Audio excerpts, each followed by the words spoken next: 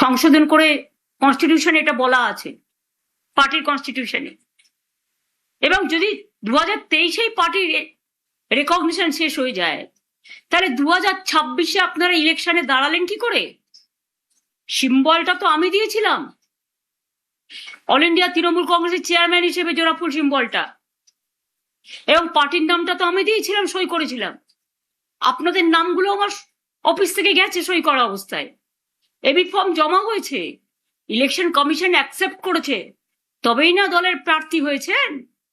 আর আজকে জিতে গিয়ে, যেহেতু বিজেপি নানান ছলে বলে কৌশলে কঠোরতায় নির্বাচন কমিশনকে সাথে নিয়ে ভোট লুট করে, নাম কেটে, নানা রকম অছিলায় সেন্ট্রাল ফোর্সকে দিয়ে একটা ভোট লুট করেছে, 2 মাসও ধৈর্য ধরতে পারলেন না, 2 মাসও ধৈর্য ধরতে পারলেন না, এত তাড়াতাড়ি দলের সাথে বেইমানি করে চলে গেলেন। আর বেইমানি করারও তো একটা সীমা থাকা উচিত। পার্টির সাথে বেইমানি না করে, যে পার্টিটা আপনাদের কাছে জন্মদাত্রী মা, আপনারা তো সরাসরি বিজেপি করছেন। এখন বিজেপি করবেন আর তৃণমূল বলবেন, এটা তো হতে পারে না, কারণ তৃণমূল কংগ্রেসের আদর্শ বিজেপি বিরোধী। মনে রাখবেন, আমাদের একটা আদর্শ আছে, আমাদের একটা নীতি আছে। আপনারা যারা বেইমানরা, গদ্দাররা, বিজেপির কাঁধে কাঁধ মিলিয়ে তাদের কথা মতো চলছেন, বিজেপি স্পন্সর যারা, তারা আমি বলবো, যদি সাহস থাকে, বুকের পাটা থাকে, যান গিয়ে বিজেপিতে গিয়ে জয়েন করুন, আমাদের কোনো আপত্তি নেই। তবুও বুঝবো আপনারা বিজেপিতে চলে গেছেন। বিজেপিতে থেকে দল ভাঙার চক্রান্ত, ভাবেন কি যে আমি মরে গেছি? ভাবেন কি আমাদের কর্মীরা মরে গেছে? ভাবেন কি অল ইন্ডিয়া তৃণমূল কংগ্রেস মরে গেছে? মনে রাখবেন, আপনার পক্ষে আছে বলে সরকার, আপনি তাকে দিয়ে নির্বাচন কমিশনের কাছে কমপ্লেন করিয়ে আপনি সিম্বল কেড়ে নিতে পারেন। যদিও আমরা জানি সিম্বল আপনার পক্ষে যাবে না, কিন্তু ধরে নিলাম যদি ভ্যানিশ কুমার বাবু আমাদের পার্টিকে ফিনিশ করার জন্য ইলেকশনটাও করেছেন, যদি সিম্বল দিয়েও দেয়, তাতে কি যায় আসে?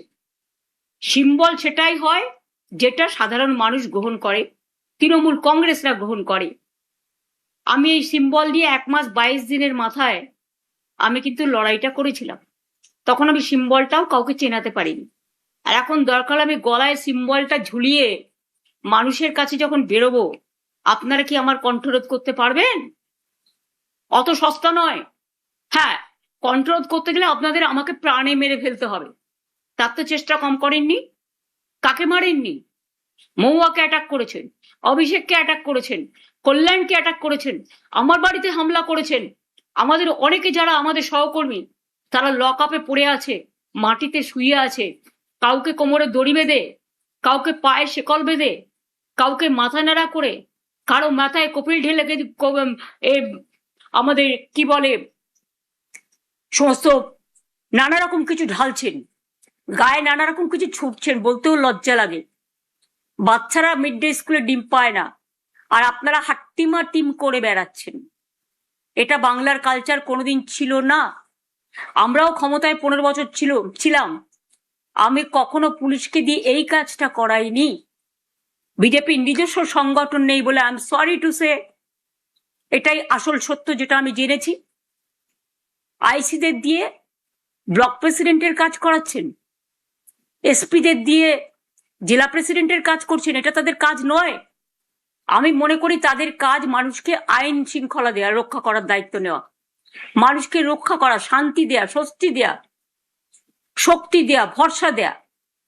ভরসার বদলে আপনারা কি করছেন? সন্ত্রাস। কেন পুলিশ গিয়ে বলবে?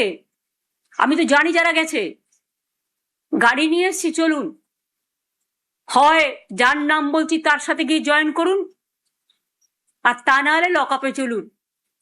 যারা সহ্য করতে পারেনি ন্যাচারালি, আমি তাদের দোষ দিই না, তাদের সম্পত্তি আছে, তাদের পরিবার আছে, তাদের সম্পদ আছে, তাদের লাগেজ আছে, তাদের ব্যাগেজ আছে, তাদের নানা রকম ব্যাপার আছে। নিশ্চয়ই যার যার পরিবার ভালো থাকুক, এটা আমি চাই, কিন্তু আপনারা মনে রাখবেন আমাদেরও পরিবার আছে। তৃণমূল কংগ্রেস পরিবারটা বৃহত্তর পরিবার, মামাটি মানুষের পরিবার। তাদের ছেড়ে আপনাদের মতো আমি মাথা নত করবো না, আমার দলও করবে না। এটা মাথায় রেখে কাজ করবেন। আর বিজেপি পার্টিকেও বলি দাঁড়ি, লুট করে এতগুলো সিট পাওয়ার পরেও আপনারা এত সন্ত্রাস করছেন, কবে সন্ত্রাস বন্ধ হবে? নির্বাচনী আনন্দ তো 2 মাস হয়ে গেছে, এতদিন ধরে তো উৎসব চলে না। অন্য উৎসব করতে দেন না, অন্য কাউকে রেড রোডে প্রোগ্রাম করতে দেন না, অন্য কাউকে, এই তো রাম মন্দির কত টাকা দিয়ে মানুষ বানালেন, কত সোনা, কত রূপো, কত দান, কত ধ্যান, আর আজকে राम का नाम आपने बदनाम कर दिया, हिंदुत्व का नाम पे खेला और हिंदुइज्म को आपने फिनिश किया। যেমন দেখছেন না, প্রণামী থালা থেকে শুরু করে, প্রণামী বাক্স থেকে শুরু করে সব রাম মন্দির সবটাই নাকি ওদের সম্পদ। এবং ডিজিটালে যারা কথা বলতে চায় ইউটিউবে, একটু বিরোধিতা করলে তাদের সঙ্গে সঙ্গে অ্যারেস্ট করা হচ্ছে এবং এফআইআর করা হচ্ছে। লক্ষ্মীর ভান্ডার যারা পেতেন 2,46,00,000 প্রায়, আজকে 1.5 কোটির ওপর মা বোনেদের নাম প্রায় কেটে দিয়েছে শুনছি। তারা হাহাকার করছেন। স্বাস্থ্যের চিকিৎসা জানি না কোথায় গিয়ে দাঁড়িয়েছে। মিড ডে মিলে যারা রান্না করতেন, মিড ডে মিলে যারা হেল্পার হিসেবে কাজ করতেন, তারাও আজকে হাহাকার করছেন। কাজ দেওয়ার ক্ষমতা নেই, কিল মারার গোসাই। লক্ষ লক্ষ মানুষের জীবন জীবিকা আপনারা কেড়ে নিয়েছেন। এমনকি বকটুয়ের একটা পরিবার আমার কাছে এসেছিল, যাদের 4 বছর আগে আমি চাকরি করে দিয়েছিলাম, পার্মানেন্ট চাকরি, সে চাকরি পর্যন্ত আপনারা কেড়ে নিয়েছেন। আমি যাদের চাকরি দিয়েছিলাম অনেক কর্মীকে আপনারা বসিয়ে দিয়েছেন। এত প্রতিহিংসা রাজনীতির কেন? আর গতকাল যারা গিয়ে তালা দিয়ে এলেন, ওটা ভাড়ায় ছিলাম আমরা। ভাড়াটা কতদিন পর্যন্ত ছিল? এই তার ডকুমেন্ট। এটা হচ্ছে 2027 সালের অক্টোবর পর্যন্ত অফিসটা আমাদের নেওয়া ছিল। কেউ গিয়ে বলছেন আমার নামে আমি সই করেছি। ব্যক্তিগতভাবে উনি সই করেননি, সইটা করেছেন পার্টি অথরাইজ করেছে বলে। কোনো ব্যক্তি চলে যেতে পারেন, কিন্তু ইনস্টিটিউশন চলে যায় না। এটা ইনস্টিটিউশনের সম্পত্তি, এটা মাথায় রাখতে হবে।